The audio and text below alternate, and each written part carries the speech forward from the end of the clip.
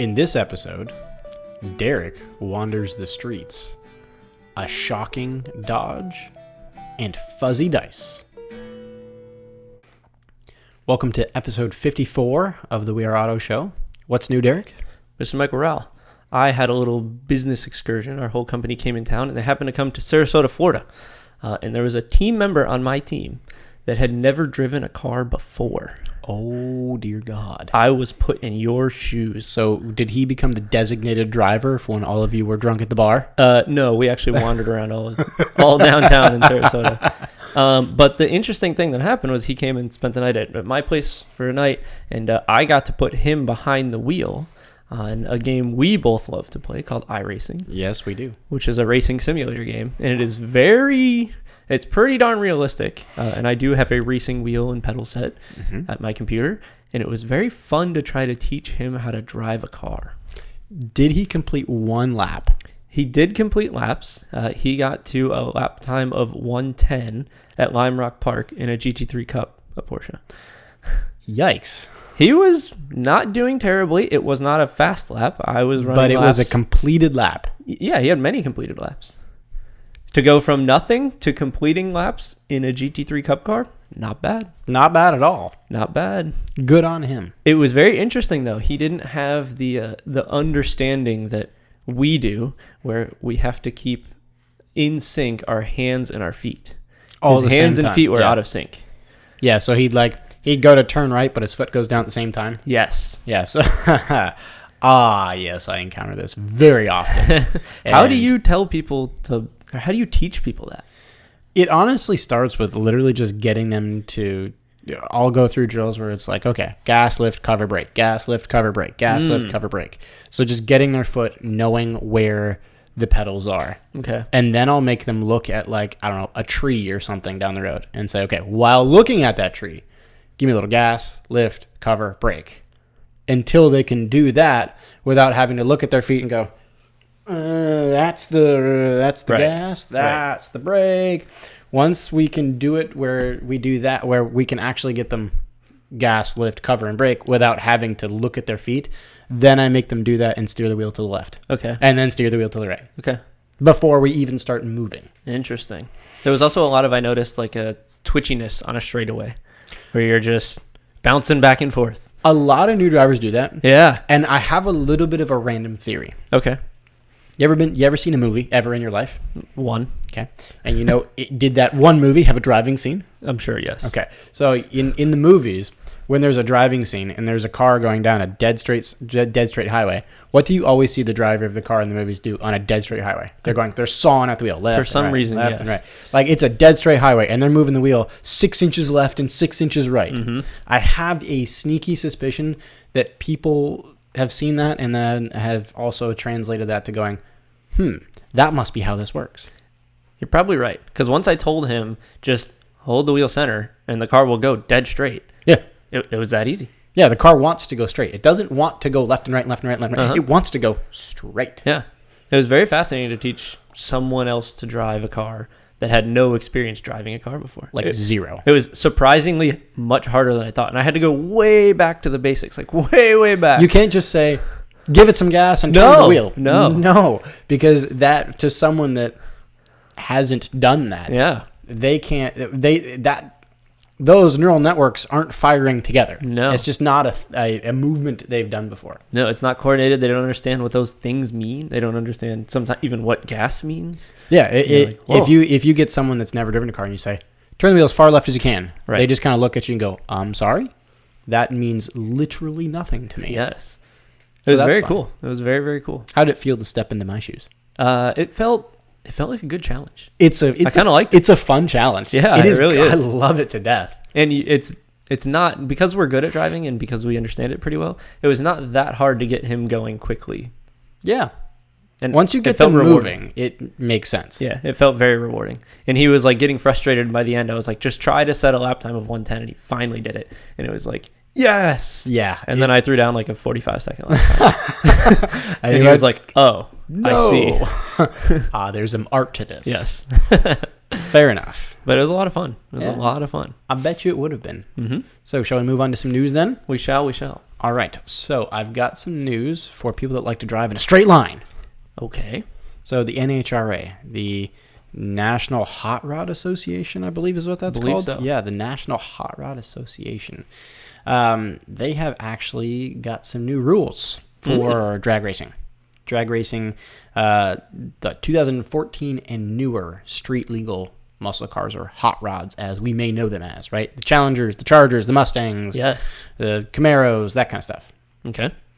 So previously, NHRA said that there was a rule that if your car was 10 seconds and a quarter mile or faster, you had to have like full roll cage and all sorts of safety gubbins. Yeah, I believe it was even like parachute, roll cage, like All spec sorts roll of stuff. cage. Yeah, it was a lot of stuff.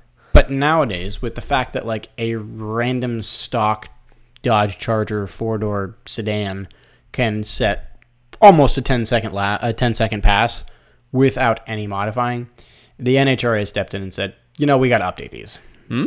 Okay. So what the new rule says is that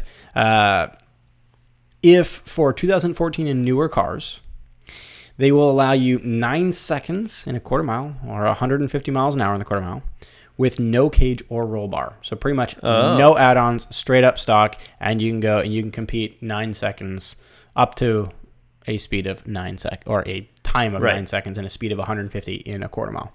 Okay. So that's quick. That is quick. When you start getting into that fast of a car, a second is a big deal. It's a very big deal. Like, Anything to go from 10 seconds to a 9-second quarter, that's a big deal. anything under 10 seconds is a dumb fast car. Oh, stupid fast, yeah. Yeah. So I'm curious. 9 seconds. I wonder. I have a sneaky suspicion about this. Oh? I wonder if EVs are playing a role in this.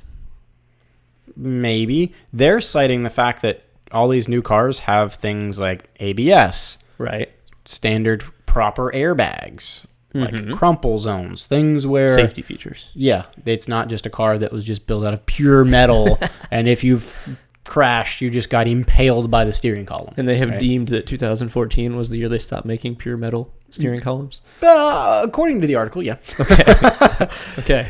Yeah, so they've essentially just modernized the rule, and they've just kept it so that you can keep racing your street car, like your Corvette or whatever, on track without having to modify it. Because no one really wants to try to bolt in a cage to a stock Camaro Z01. Like, no, that's too much of a pain in the ass. I agree. But I wonder if over time this will come down and come down and come down. I think with more modern safety features, it will. I think the safer cars get, the lower that'll go. I suspect you're probably right about that.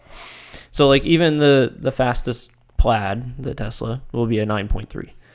Yeah, like it's quick. It's stupid quick. Mm-hmm. Right? It's dumb fast, but I wonder if as we move into this EV world, they're even going to bring it to like 8 seconds because cars are going to get faster and faster. They may bump it like 8.5 seconds. Yeah. Because to go from 9 seconds to 8, that's even a more monumental jump at that point, right? But me personally, if it was a 10-second car or less, I would want a cage around me. That is scary fast. Even if it's just a stock car. Like if you went to the Chevy dealer and you just bought a Camaro Z01 and was like, okay, let me just go see what I can do at the track just because I just bought this car and I'm itching to try it. You really still would think, I still want a cage here? I mean, something goes wrong at 150 miles an hour and well, yeah, you're in big trouble. Yes, but again, it's also the idea that cars are now way safer. I don't know. Cages save lives. Well, a lot of things save lives, right? Yeah, but so do seatbelts. yes, they do. So there is actually a little quote about the NHRA, the National Hot Rod Association, that I did want to kind of pick out here, and it kind of ties in with the fact that why the NHRA exists and the fact of why they've updated the rulings. So this quote is, since its formation in 1951, the National Hot Rod Association has worked tirelessly to combat and eliminate the dangerous and illegal practice of street racing. To this day, that continues to be the primary mission for the association. So did you know that the NHRA's primary mission was to essentially outlaw street racing? I did not know it was to outlaw street racing. Well, not outlaw, but I guess make it right legal on track. You mean it wasn't to smuggle moonshine around the Carolinas? That's the wrong race series, dude. That's NASCAR. I know. But yeah. So yeah, I didn't realize that the NHRA pretty much existed solely to combat street racing. That's cool. I didn't realize that was its mission. I did not either, but I feel like it does actually a decent job at that.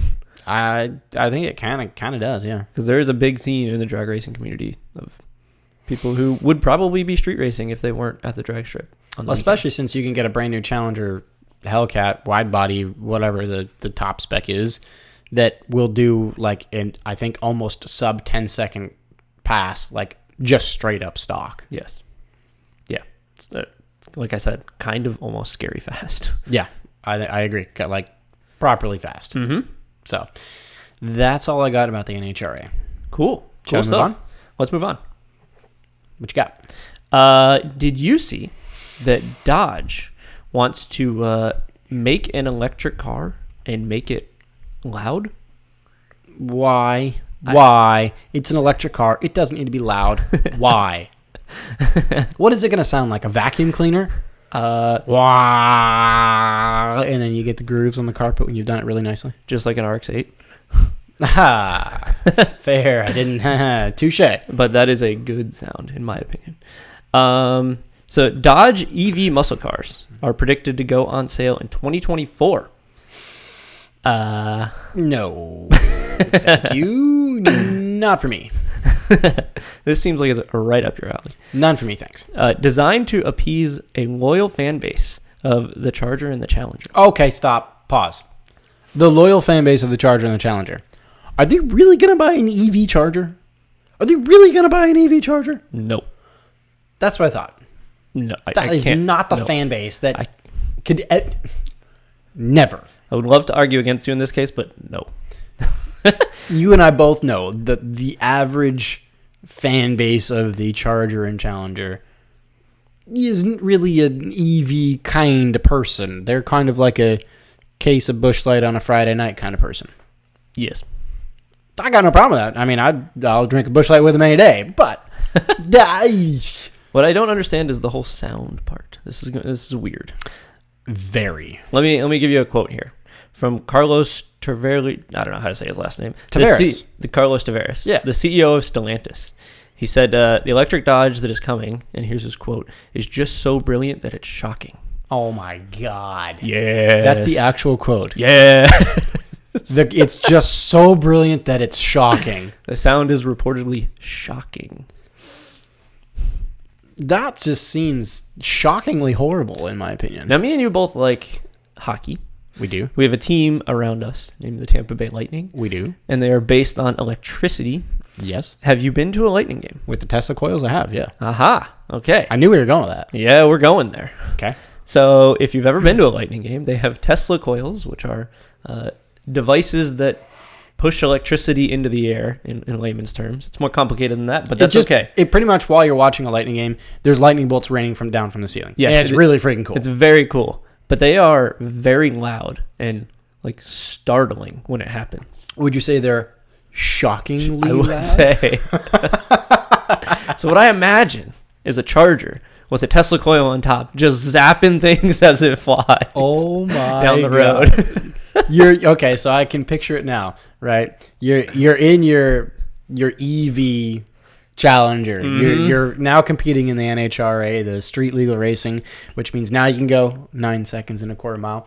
And as you're standing there waiting for the green, it's just going zapping everything around. And, It is called a Charger, you know? Charging things. And it is shocking. Yeah. Okay. I am curious to see what this actually turns into, but I Okay. suspect that this is going to be some weird stuff coming out of Dodge. I don't like this idea. Mm-hmm. An EV shouldn't make noises. Some people actually debate that they should, but they should make some sort of noise so you know they're coming. Well, Because yeah. at low speeds, they're actually a problem. Oh yeah, no. Actually, I was funny you mentioned that.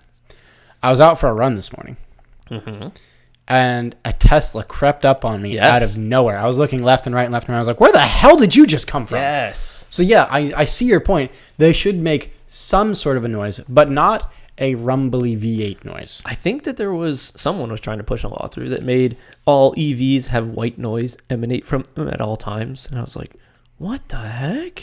I mean, I see where they're coming from with it, right? I get the idea where it's like for a safety issue. Right. Part of driving is a sensory experience with your auditory senses, right? You can hear the semi next to you engine braking, right? You can't hear a Tesla next to you unless it's in reverse going. Yeah. I'm totally with you. But what I really want is the reverse sound in all construction equipment on all vehicles at all times. Beep, beep, beep, beep. Yes. That would be horrendous. What's backing out of the garage? Is it a tractor? Is it a trailer? It's a BRZ. Yes. You'd never miss it. You'd also hate it. That would be the most miserable. You know what would happen? It would cause people to get into more accidents in reverse because they're trying to back out so much faster so they can make it shut off quicker. Efficiency. I like that. Well, I think it would be, in terms of efficiency, it would be less efficient because people are getting into accidents because they don't know how to drive forwards, let alone backwards. I want the beep at all times, forward and backward, baby. Oh, you just want... I just want chaos. Oh, my God, Derek. That's not how this works. Yeah, just beeping everywhere you go.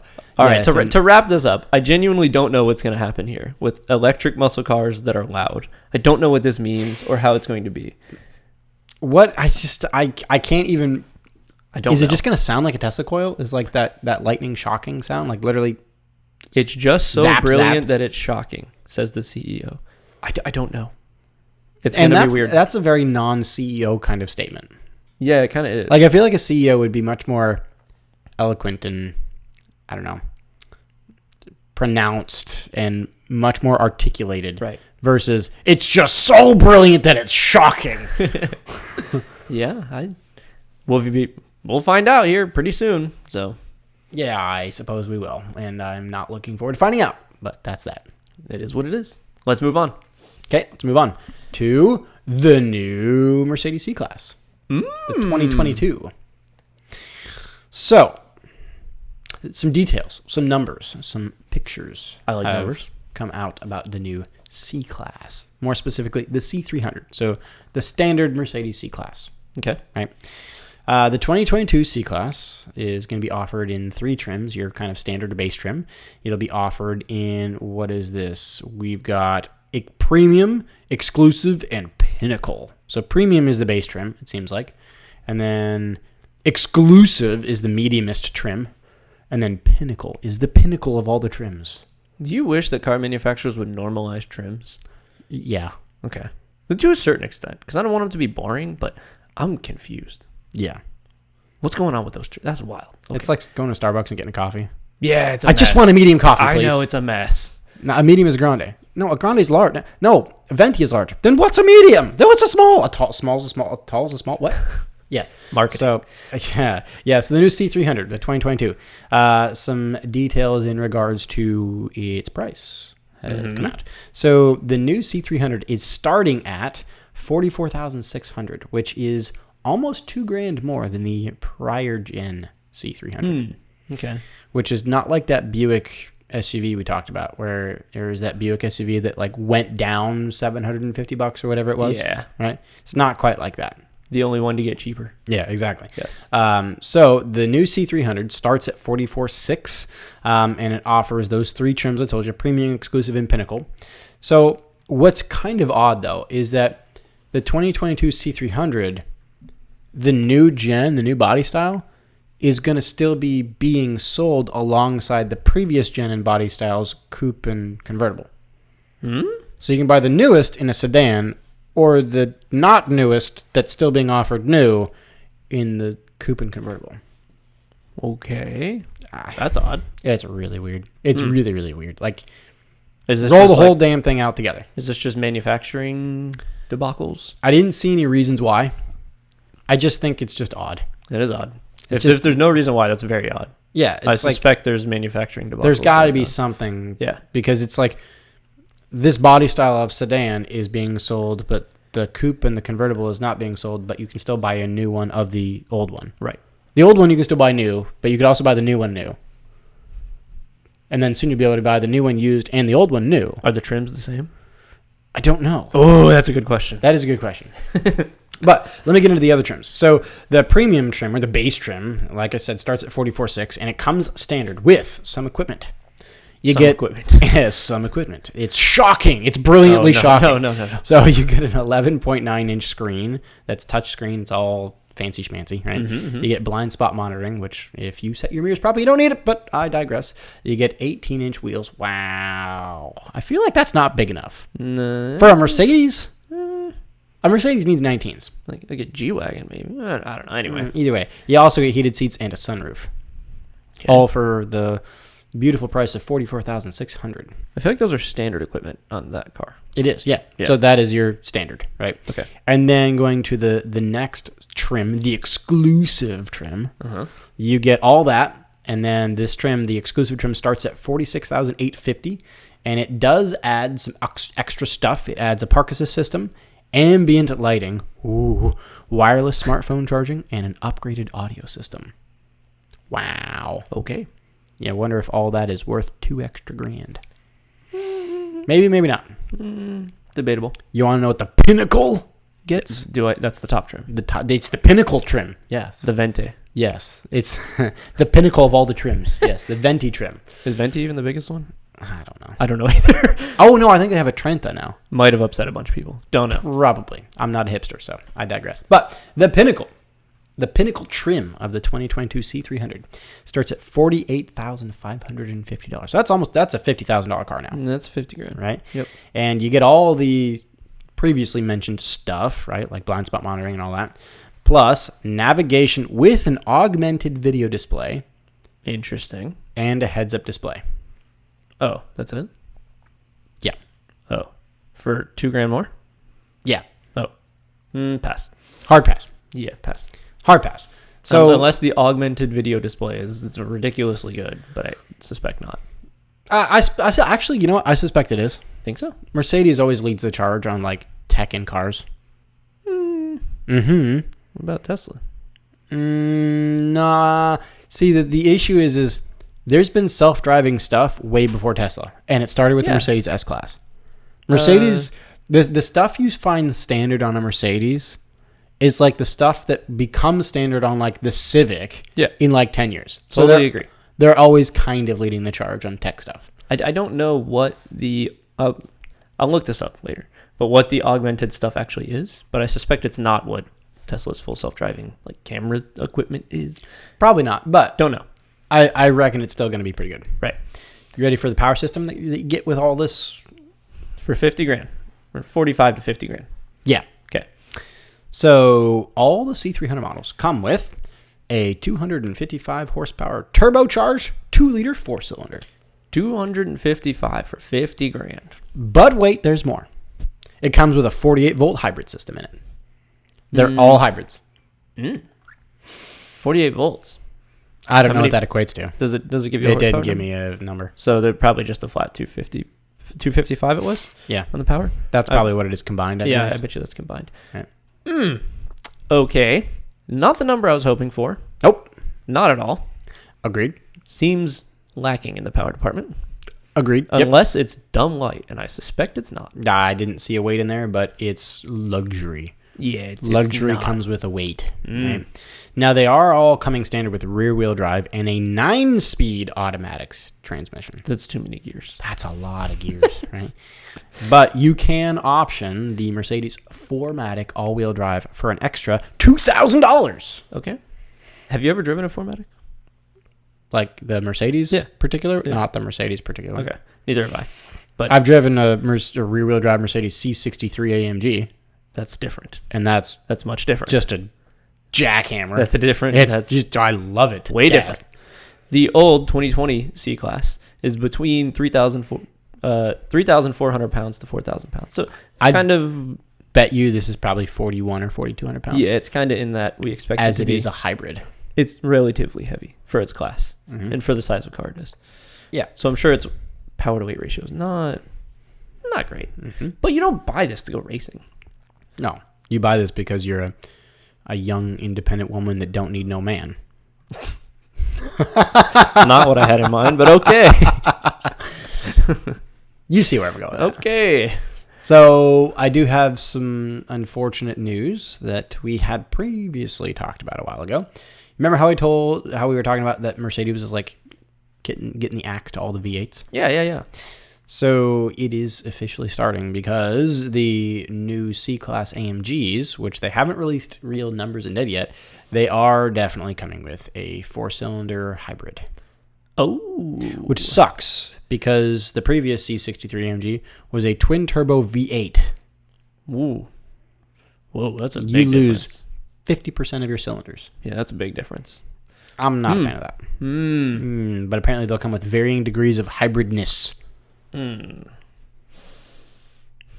So the new C63, which I guess they can't actually call... I don't know. I don't like that. Either I way, don't like that at all. You can get harder hybrid or lesser hybrid, I suppose. Yeah, I just... There's nothing like standing in the gas in a big old V8. There's nothing like it, man. No. I remember when I got a chance to just quickly test drive the naturally aspirated it's technically 6.2, but the almost 6.3 liter V8 in the C63. Mm-hmm. God, that car is something else. It is. It just is something. Kicks you in the butt. The noise is just Thor's hammer. Yep. But I've driven like the Mustang, the EcoBoost Mustang, and it's just so whiny and kind of bleh. I don't know. It's just bland. Yeah. Yeah. I get that they can use the hybrid to like give you the torque, yada yada, but it doesn't feel the same. It never will feel the same, unless you go full EV, in which case you get kicked in the butt, but you don't get the sound and you don't get the. But that's why you buy a C63 AMG. Right. Is to hear go blah blah blah blah blah. Blah. Yeah. Yes. So it is expected to arrive in the spring. So soon. We are now March 8th. Okay. As of recording this. Mm-hmm. When it'll come out, that'll be the 11th, I think, if my math is correct here. What do you think about the looks of it, though? First of all, have you seen what they're doing with their marketing pictures here? It's weird. They have like the car and then a pure red background. I don't know what's It's going weird. on. Mercedes, you're kind of odd with your mark. What is going on here? I don't They're in like a understand. city block and they made everything look like they put blood on it. It's wild. And then the car is the only thing with normal color. Not a fan of the marketing material. The car just looks like an average C Class Mercedes to me. I don't like the new look of it. You don't? No. What do you got a bone to pick with? The eyes are too squinty. You know the bone I was picking with the EQS? Yeah. It's too kind of like blobby. Yeah. I'm getting some blobby vibes too. I bet you in person I'll get those blobby vibes. I'm starting to get that blobby kind of a vibe of like, just like, especially the silhouette. It's just, the silhouette doesn't look as bad to the EQS, but from this angle. But there was one photo with some janky rims on it. Yeah, I don't know what's going on here. It's just odd. Yeah. It's just weird. I don't have quite the same bone to pick that you do, but maybe in person I'll get that blobby Mercedes. So you're going to buy a $50,000 blobby Mercedes C300 hybrid 4-cylinder? That's slow as hell? Pass. Hard pass. Yeah, pass. Hard pass. Absolutely, positively not. Thank you. But if you were a young independent woman that don't need no man. Give me another one. I figure we should probably move on. Yeah, let's not dig that hole any deeper. Yes. So let's dive into the racing world a little bit. Okay. So remember last week we talked Andretti? Mm-hmm. We're going to talk F1. We're going to talk more Andretti. Yes. So more F1? Surprisingly not Andretti F1 news. Andretti LMDh news. So Le Mans Daytona hybrid news. Excuse me? Yeah. What? Didn't see this one coming. No. Well, Apparently, I didn't see F1 coming either. Well, agreed. I saw F1 coming more than I would see an LMDh effort coming. Yes. Because Mario Andretti is Right. a god among F1 and Indy, right? That is true. But apparently Andretti Autosport is trying to run an Alpine in LMDh in 2024, I believe. An Alpine? In addition to the F1 bid that they've got in. In addition to the Indy car they've got. What? They just want all top class racing. That's too much racing. It's all top class too. I know they're a huge team. Like, they're a really big team with a lot of money. Yeah, but They just gave the FAA $200 million for an F1 bid, and it's not even guaranteed they're going to get it. correct. They probably get it, but it's not guaranteed. Right. Yeesh. Going into LMDh in an Alpine, too. Alpine is, it's not a bad car, but I don't know if the LMP1 Alpine ever did anything real interesting. It didn't, but there's a reason why they'd be going Alpine. Okay. Do you remember who they stated was going to be their power plant for Formula One? Was it Alpine? Who owns Alpine? Starts with an R. Starts with an R. Renault. Oh, it was Renault. You're Renault right. owns Alpine. You're right. So when they committed to having Renault power plants, that like gave them a back door into running Alpine. I see. It was I don't have any real true hard facts to report on, but I'm kind of assuming what happened was like they got their call with Renault, like, all right, we're committed to Renault as our future F1 power plant. Oh, by the way, I see you've got this Alpine team over here in LMDh. Would you awfully mind us running that as well? Oh, by the way, we'll take your other top class car. Yeah. Wow. I imagine that's what's going to happen. I have mixed feeling about this. Do you? Yeah. Because Tell me. I want to see them do really well in F1. And they're a ginormous team. I feel like they're big enough that they can run all of these and do them in a top class manner. Okay. But I also feel like if you're going to run F1 and you're going to do Indy and you're going to put a ton of effort into Indy, because they always do, and they always do well in Indy. Yep. Do you have the team, or are you a big enough organization to be able to put a ton of effort into all of these series of racing? Because if you're going out there and you're Andretti, you have to be fighting for the win. That is the legendary name. I'm sure if you are Michael Andretti or Mario, you want to be pushing for wins every weekend you're out. Of course. I mean, they're competitors, and they're good competitors, right? Yeah. But do they have the staff? Do they have the facilities to be able to run top F1? That's a behemoth of a project. That is a massive project. Oh, that is scaling Everest. It's unbelievable how big F1 is when you're trying to run a top class team. And LMDh, which not F1 size, but it's not small. It ain't small, Yeah. right? Like, look at the Ganassi team. Right. Or you look at what Audi and Peugeot used to be.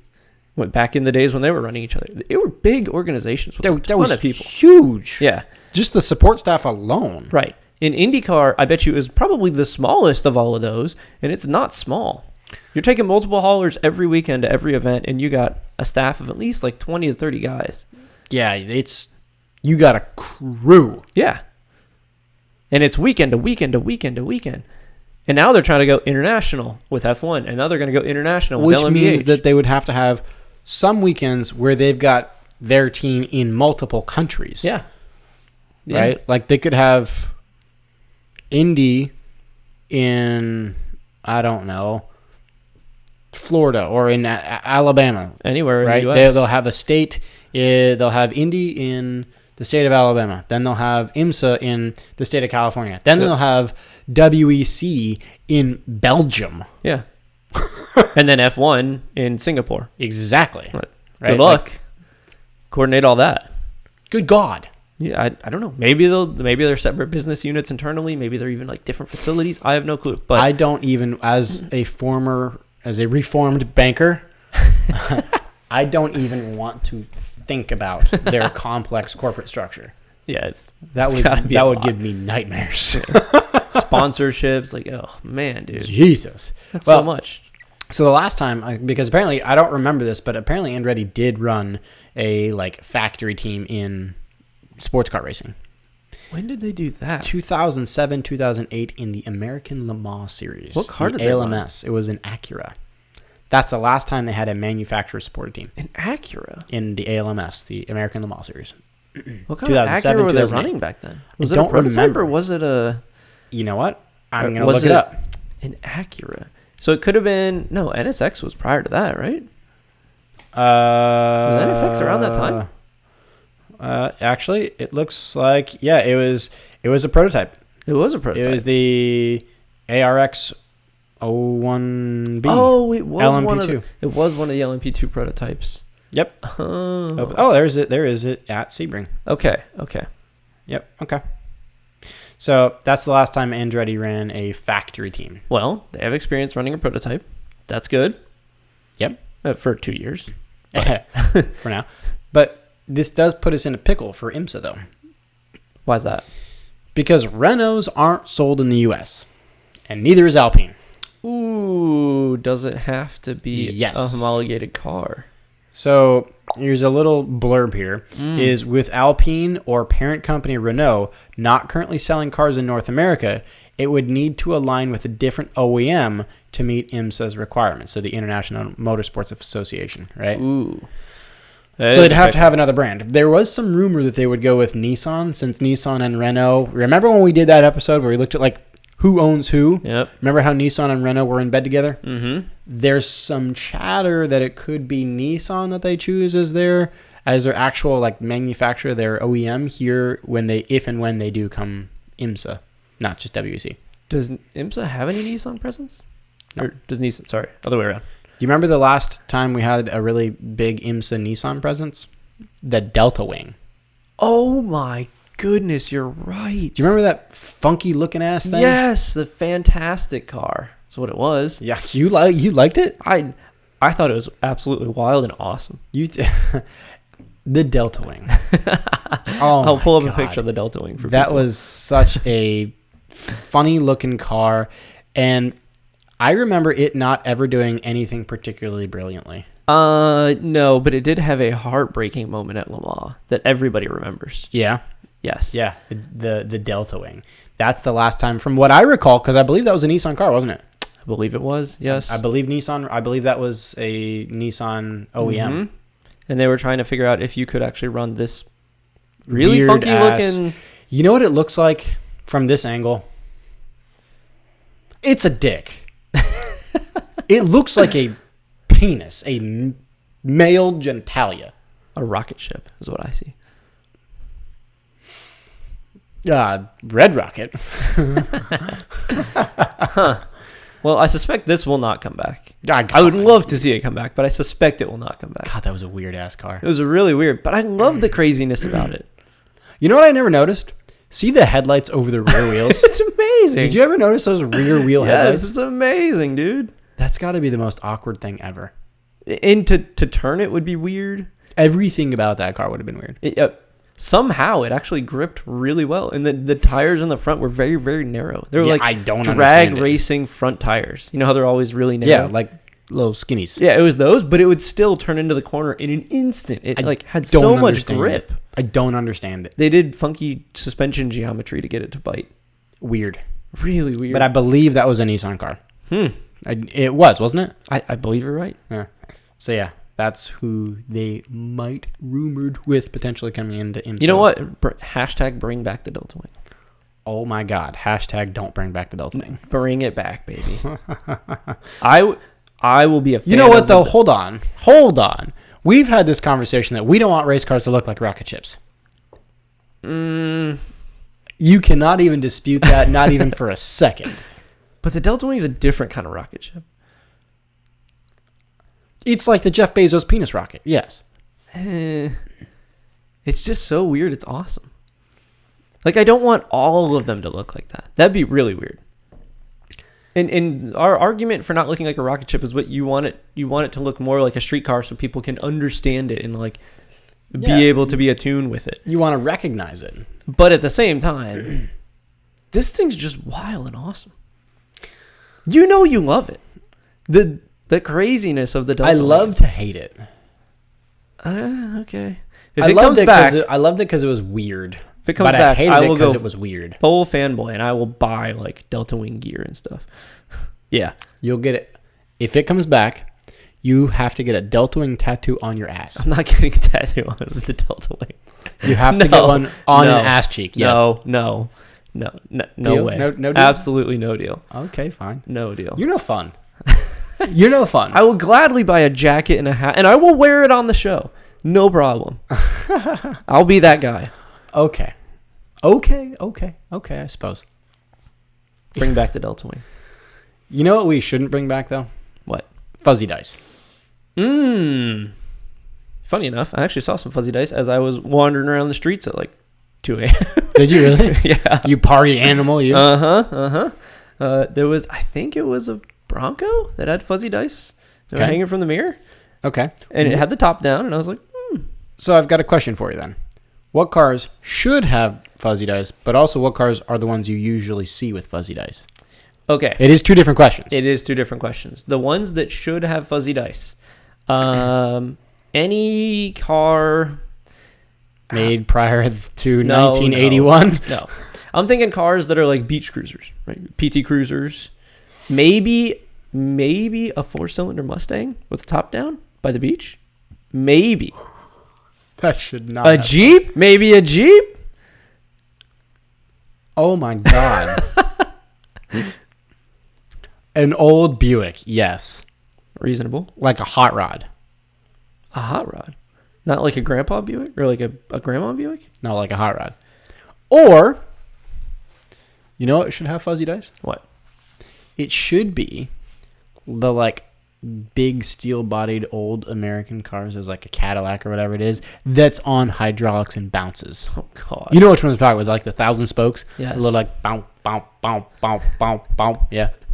I know what you're talking about. That would do well. Okay, what about a really, really old, well-restored pickup truck? Yep. Like the big fender flares. Proper. Yeah? That works? But what do you typically see the fuzzy dice on? That's a different question all on its own. Yeah, not great cars. Not great cars. Either really beat up old cars that they're just tossed in there, and they fit the MO of, you know, the passenger seat is the trash can. Oh. The paint is gone. Oh, yeah. It's probably worth $200 in total, the whole Maybe. vehicle. Yeah. Maybe. I see them on those. And then sometimes you'll see them on a new car. Like this Bronco was a pretty new Bronco. Oh, so it was a new Bronco. It was a new Bronco.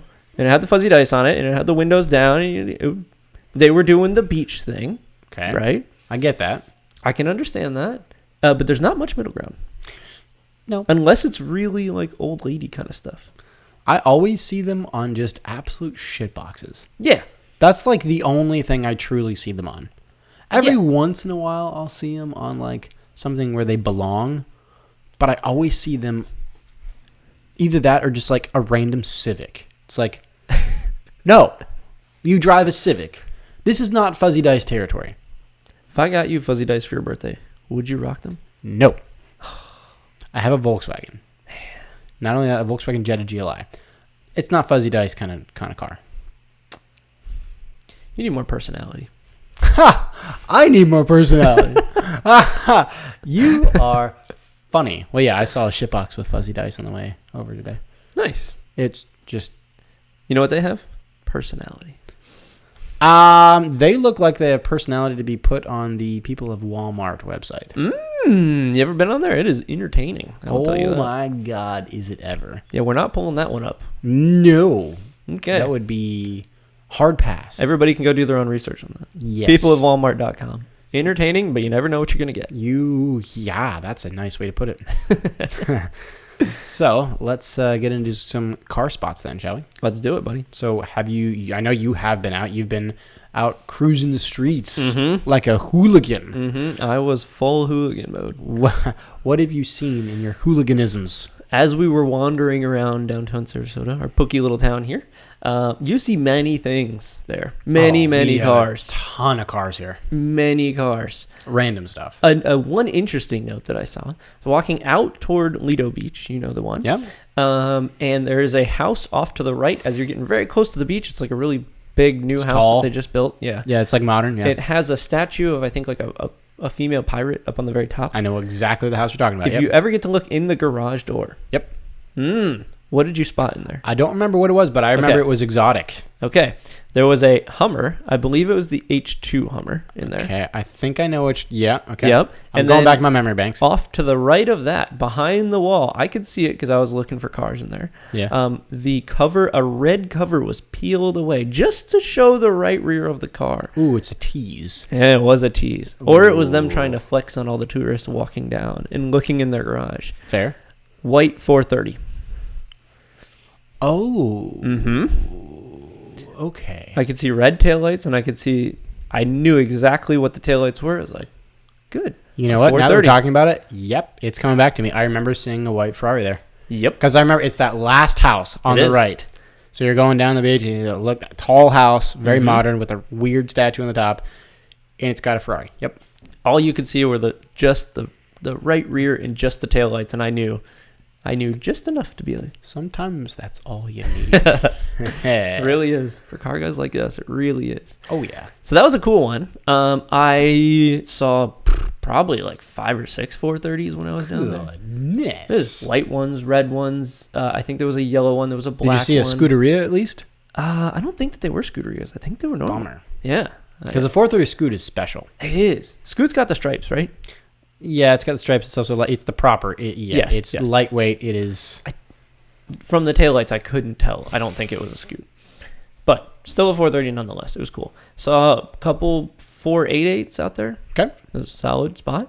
And then we were walking downtown kind of late one day, and we were like, let's get adventurous and take the back roads, the back alleys that are Sarasota. And as we're wandering down the back alley, I look to my left, and there is a white Cayman, and hidden behind that, at a little janky angle, is an orange McLaren 720S parked outside in a back alley. And I'm like, Jesus. Let's go. Holy moly, man. The money down here is wild. It's getting wilder. It's crazy.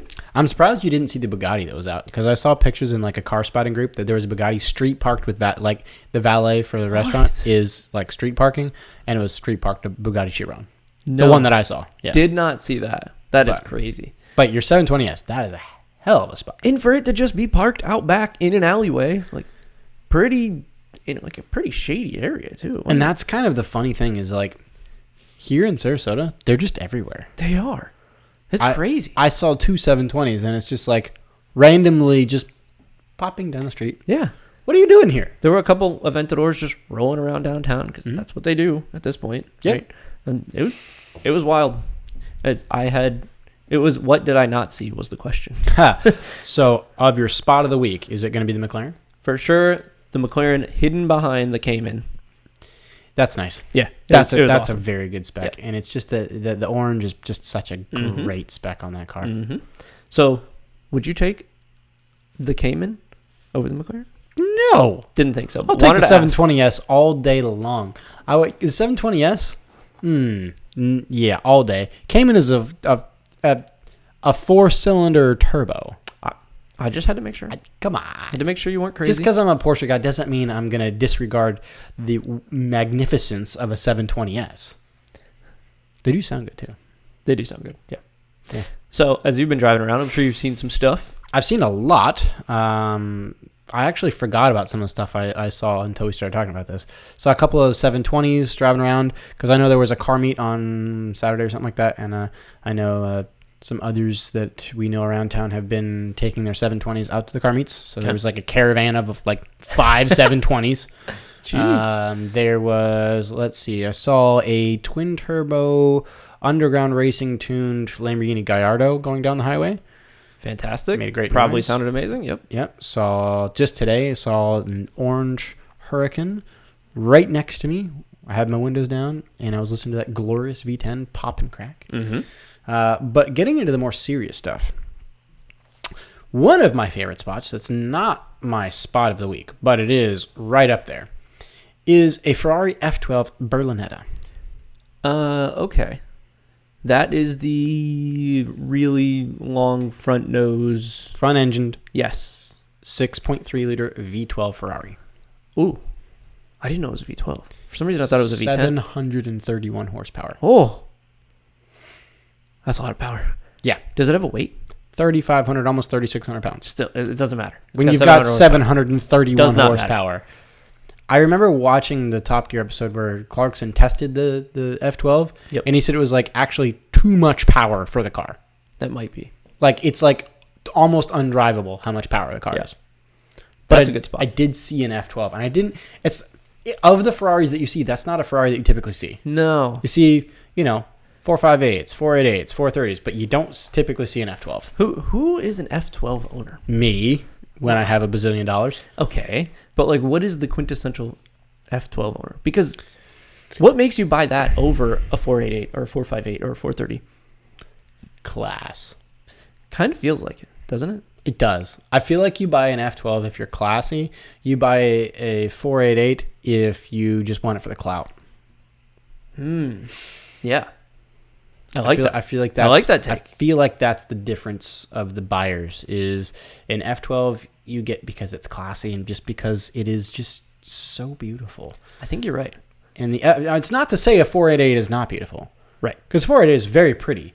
But an F12 is just it's just a really, really good car. I just love it to death. I think it's one of my favorite Ferraris.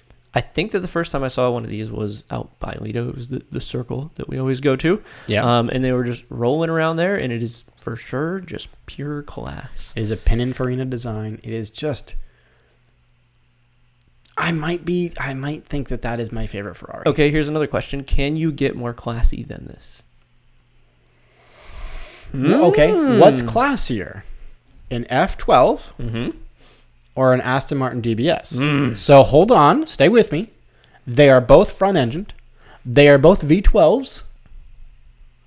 One just happens to be British, and one just happens to be Italian.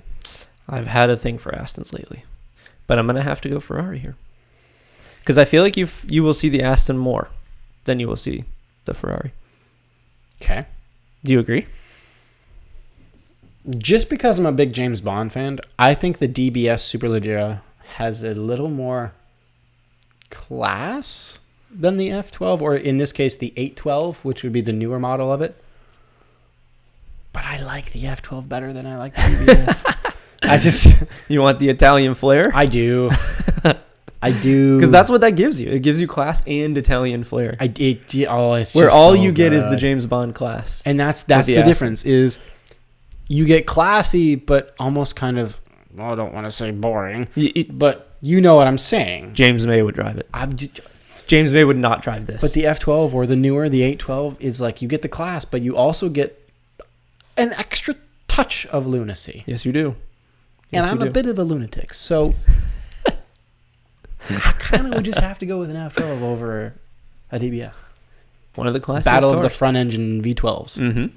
The classy front engines. Oh, but it was a good spot. I loved seeing that. It is a good spot. But that is not my spot of the week, surprisingly. Okay. My spot of the week is going to go to a Porsche, which just stop, because I already know what you're about to say. Just leave me alone. It's not a regular Porsche. It's not like, oh, I saw another GT3. It is much more special than a GT3. Let me ask this question. Okay. Was it paint to sample something? It was not. Oh, it was a blasphemy. standard paint option. Oh. It was just a straight up black. What? Yeah. You're going to go with a black It Porsche was over black that Ferrari? with black wheels. Okay. Because of how special this car is. Here we go. So my spot of the week is going to go to a 911 Speedster. You probably don't know about a Speedster. No. Wait, they used to make a Porsche Speedster, right? They did. Like way back in the day. They've done different generations of Speedsters. Oh, okay. Right? Dating back to the original Speedster back in, the 60s? Yeah, Right? that's the one I was thinking of. Yeah, so they've done kind of reimagined Speedsters throughout the years. Very limited run cars. Okay. So these are very, very, very limited run cars. The Speedster is essentially a high-performance 911 that has been modified to be completely roofless. Not just like a standard convertible, but completely roofless.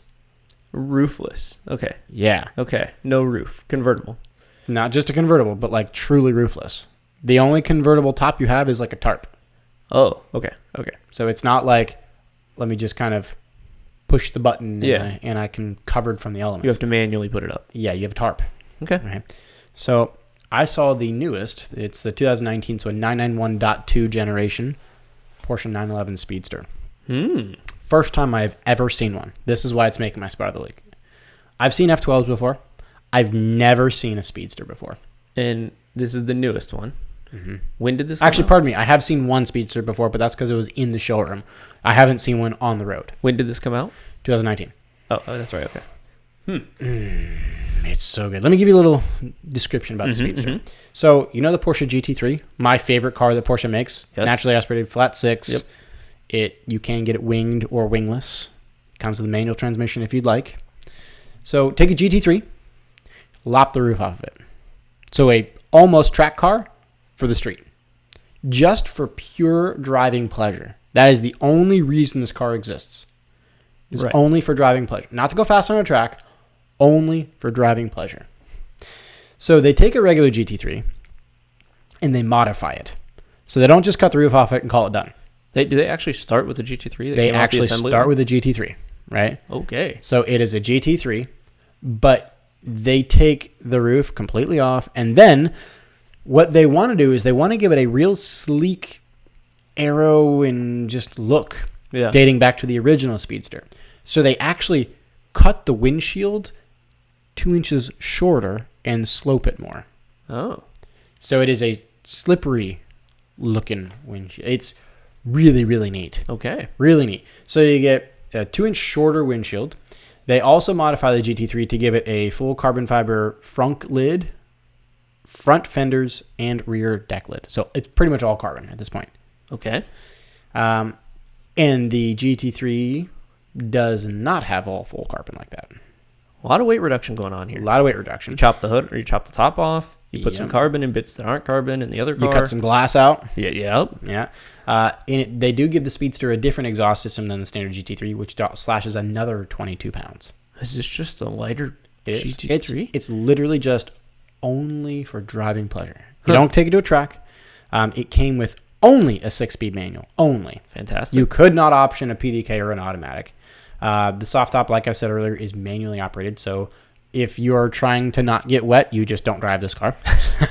You just drive something else, or you get wet. So with all that weight reduction, it's still 3,400 pounds. But that's because they had to beef up some things so that obviously it's convertible, it doesn't flex and all that. You know how much it costs when it was new? Well, you said they only make a limited run of them, and I know that Porsche goes for good money already. My guess is, how much is a new GT3? New GT3, your MSRP is like $180 to $220, depending on the spec. Dang, it's got to be more than that. But that seems insane for this kind of car to go for like, I'm gonna guess $230, $240. This car, brand new. Yeah, was $277,000. It's over $250. Oh. So I was just looking on Bring a Trailer for some comparable new prices that they have sold for. Mm-hmm. Same model year. You actually would have made a shit ton of money if you would have bought one at $277.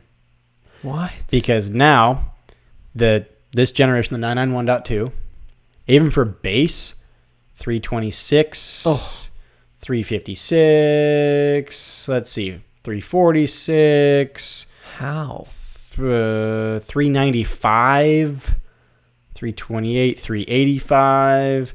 This is almost a $400,000 car now.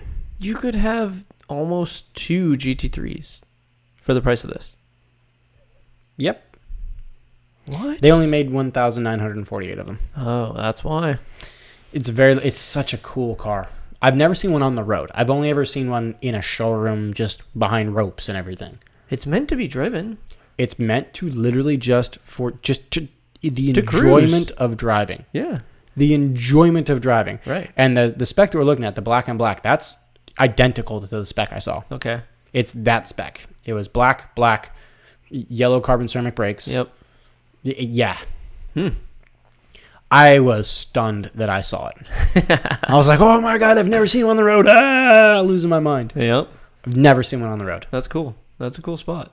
I think so too. So that's my spot of the week. All right, I'll give that one to you over the Ferrari. Yeah, just because I've never seen one before. Yes. On the road. Yes, that is cool. So, shall we move on? We should. Okay. It is almost time to wrap up, which means the best part. I wish they would have time. All Do right. you have something good? I do. Okay. I wish they would have. My I wish they would have for this week, for episode 54, is inspired by us going to the Sebring race next week, which if anyone's listening that will be there, please make sure you hit us up. Would love to chat with you. Mm-hmm. But it's inspired by motorsports enthusiasts that go to racing events that are multi-day. Okay. My wish they would have is that I wish that car seats laid like properly completely flat. Not just like flat-ish, but like turned into a bed. Because if you're camping at the Rolex 24 or you're camping at Sebring for the WEC race and any NASCAR event, when you're just, okay, I see what you're saying. Haha, you're funny. But if you're camping at any of these multi-day racing events and you don't want to set up a full tent, wouldn't it be great to just lay the seat all the way back and have it turn into a proper bed? I wish your seat turned into an actual bed. I do too. Like an actual bed. Yeah. Wouldn't that be great? I think that more cars should do that. Like most seats are now laying all the way, but they're not flat, right? You still have that like awkward position between like where the back of the seat meets the bottom of the seat. Like there's still that awkwardness to it. I wish that they would turn into like, honestly, like a cot. Like you could do that in any SUV. There's the room to do it. It wouldn't work in like our cars, or in my car specifically. A BRZ, you couldn't lay it flat. It's just not big enough. Yeah, for the most part, yeah. Right. But if you're in any normal sized car, even your car could probably lay the seat flat. It goes pretty far back. Yeah. And I don't see why you couldn't. I just wish that seats turned into like a cot so you could actually like properly sleep in them. What if... You see where I'm going with that? Yeah. You know how when you sit on a folding couch or whatever they're called, where the bottom comes up and turns into where you put your feet? Yep. I wish that they had that too. That'd be a good idea. Yeah. So when you go and then back, your headrest came out and it was like turned into a soft, cushy pillow, and you just have this like comfortable, plushy little like sleeping quarters. Although I could guess you could just buy a tent and like that works too. Well, yeah, but this is my wish they would have. Okay. So I wish that your car seat turned into a bed. I like that. That's a good one. Yeah, it's inspired by race fans that want to go to multi-day racing. For sure. So, do you have an I wish they would have? I do. So I actually saw, I don't remember the name of the company. I'll try and bring it up in the next show. But I saw there's a company out there that's taking internal combustion engine cars and they're transforming them into EVs. And normally when you see this, it's like they take out... stupid. Yeah, it's not well done. They take it out. But they were doing this on Mercedes C Classes. Interesting. What? Piqued your interest, haven't I? That's odd. So what they were doing, odd. Taking out the engine, taking out the transmission, taking out the bits around the engine, and they were filling that whole tunnel with the engine and transmission and all that stuff, and even to the back, kind of in like a T shape, because you can do that. They were filling it all with batteries, and they were bolting it all back up together. And you might ask, well, Derek, where did they put the motors for the engines? It still needs a motor for like turning the wheels, right? Well, they were in the wheel. Were they ugly looking wheels? They had the F1 caps on them, on the rims. Oh, no. Yeah. Oh, no. Yeah. So, yes, in my opinion, they were ugly. But mechanically, this was like, wait a minute. That's kind of a good idea.